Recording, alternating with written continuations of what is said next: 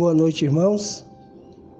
Mais um momento de Evangelho, à luz da doutrina espírita, onde todos nós, desde já, reunidos com Jesus, com os nossos pensamentos elevados, busquemos compreender cada máxima do Mestre, que tenhamos a gratidão de estarmos juntos. Agora, na condição de não somente ouvir, mas vivenciá-lo. Meus irmãos, estamos agora envolvidos pela luz do Cristo.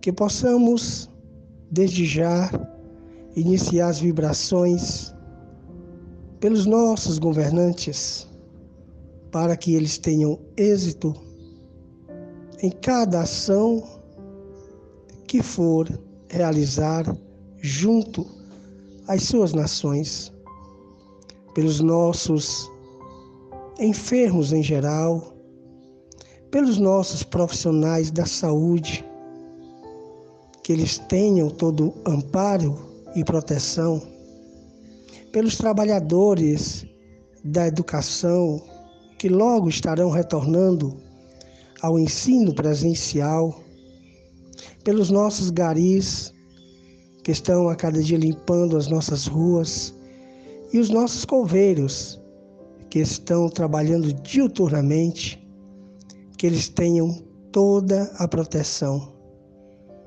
Aos nossos irmãos depressivos, aos irmãos desencarnados vítima da Covid, aos irmãos ainda sob tratamento da Covid, pelas famílias em geral.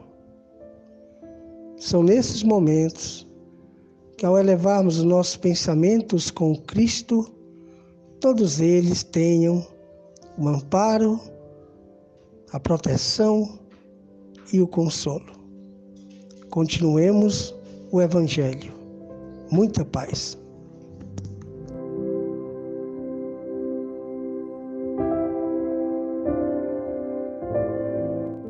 Boa noite, irmãos.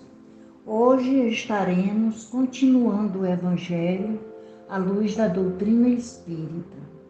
Capítulo 12. Amai os vossos inimigos. Item 6. Os inimigos desencarnados. Podemos, pois, ter inimigos entre os encarnados e os desencarnados.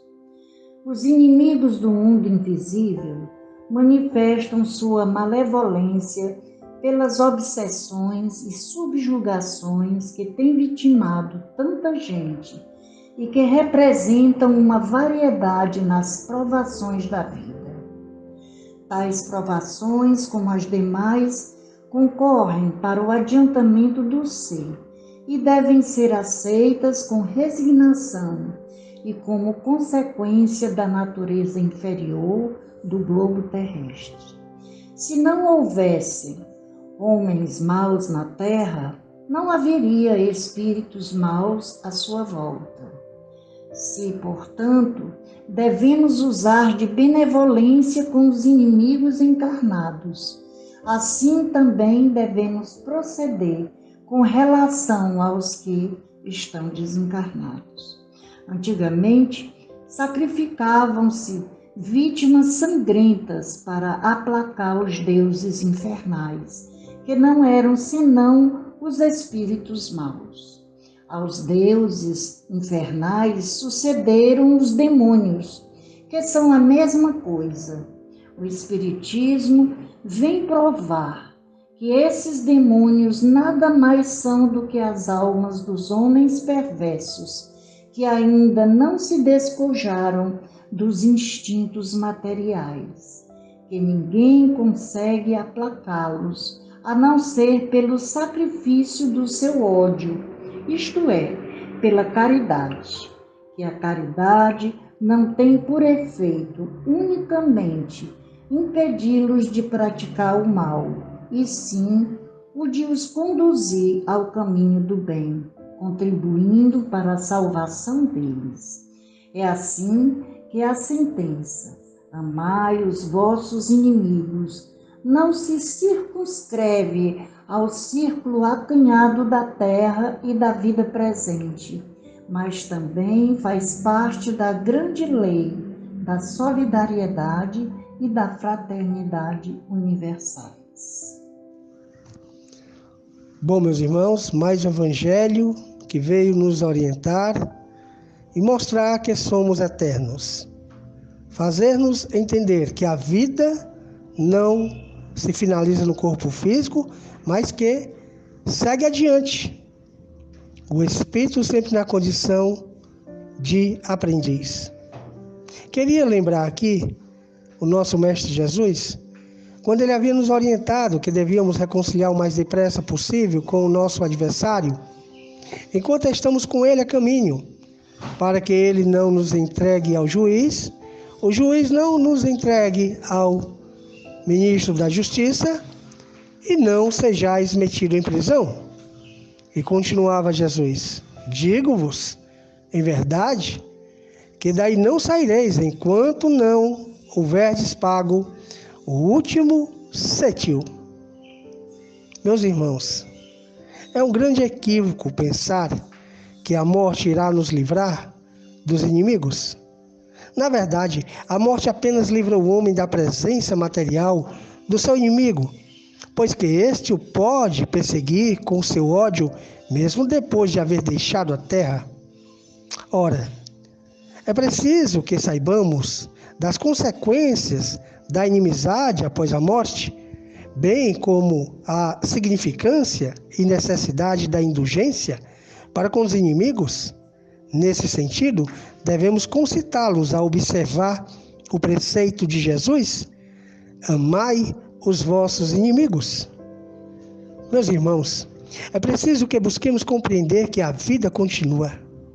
Conhecer a relação entre os dois mundos, infelizmente, a falta de entendimento por parte da humanidade, ou grande parte da humanidade, da interferência do mundo incorpóreo ao mundo material, é quase que uma constante. Sendo assim, os homens precisam conhecer como se manifesta a ação dos inimigos desencarnados. Precisamos entender que eles atuam em nossa mente, aproveitando-se de nossas fraquezas e possibilitando diversos tipos de obsessão e subjugação. Aliás, ainda somos prisioneiros de nós mesmos, encarcerados em nossas celas mentais. Na obra, pelo nosso irmão Divaldo Franco, pelo espírito Manuel Filomeno de Miranda, no rumo do mundo de regeneração, há um esclarecimento em que é muito mais difícil do que se imagina a libertação da influência dos espíritos inferiores, porque isso depende das construções mentais do encarnado, dos hábitos interiores que facultam a vinculação entre ambos. Por essa razão, a educação moral tem um papel de grande importância na existência de todas as criaturas.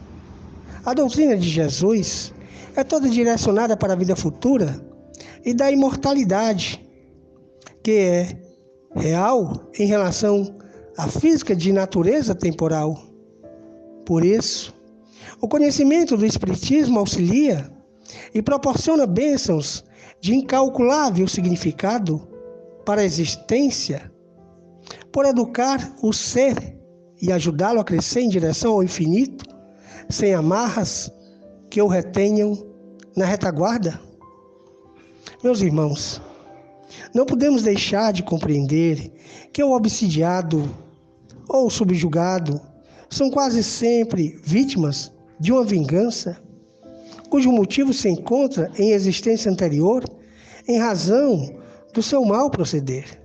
Com certeza, essa é a causa da maioria dos sofrimentos que o homem experimenta. Todavia, há como se libertar da ação nociva dos inimigos desencarnados? Ora, primeiro vamos entender que são milhares de irmãos no corpo físico passando por duras perseguições e tormentas, muitas vezes que se arrastam por longas reencarnações. Claro que há como se libertar esses irmãos somente pela reforma íntima, à luz do Evangelho de Jesus e através da prática do perdão e da caridade em sua mais ampla acepção. Quer ou não, meus irmãos, essa grande quantidade de irmãos perturbados, seja pelas obsessões ou subjugações, se percebem abraços e que representam um gênero de provações.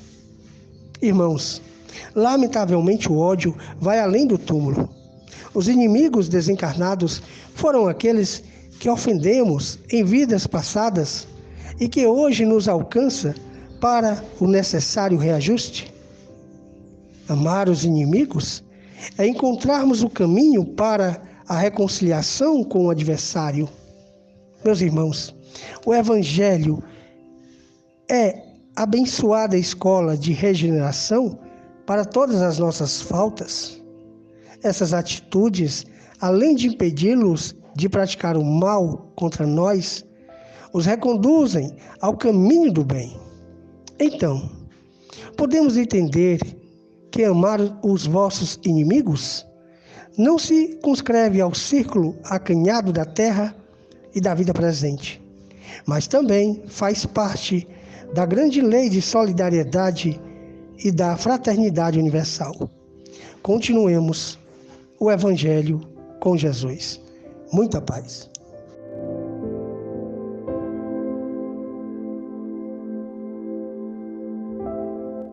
Ó Pai, de infinita bondade, estamos aqui para vos agradecer pela nossa vida, pela oportunidade de estarmos mais uma vez para repararmos os nossos erros, perdoar aqueles que nos magoam e praticar todos os dias a palavra do Senhor.